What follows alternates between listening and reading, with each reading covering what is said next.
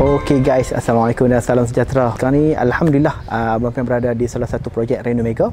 Hari ni kita buat penyerahan kunci dekat tuan rumah. Rumah ni dah pun siap. Alhamdulillah, rumah taman KTC High Tech Kulim. Okay, rumah ni jenis single story terrace. Okay, jom kita tengok apa yang kita dah buat. Mari.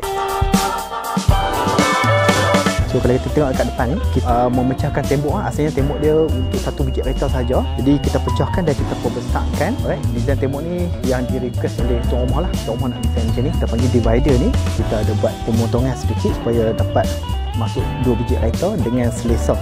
Okey, ni adalah pemilihan jubin daripada tuan rumah, sangat cantik. Di hadapan, asalnya di hadapan rumah ni, sini adalah original lah. Rumah ni dia jenis bertingkap bertingkap. So pintu di sebelah sini kena masuk di dalam, buka begitu. Pintu tuan rumah request untuk guna yang security door. Okey. Okay, jom kita masuk dalam.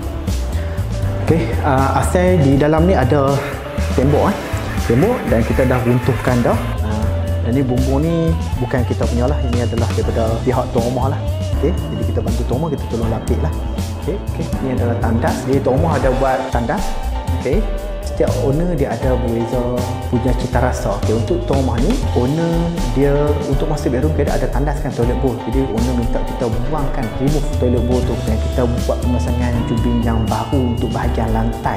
Okey, ni sikit-sikit lah. Yang ni ada kita tutup tingkap, kita pasang ventilation fan. Okey, ini sikit-sikit saja. Okey, dan kita buat pemasangan pintu security door untuk bahagian belakang juga. Okey, untuk bahagian belakang juga security door. Very nice. Okey, Alhamdulillah kerja kita dah pun siap. Owner pun berpuas hati dengan hasil kerja Reno Mega. Jadi kepada you all yang nak membina rumah atas tanah sendiri ataupun nak merenovasi rumah, bolehlah contact tim Reno Mega. Okey guys, bye.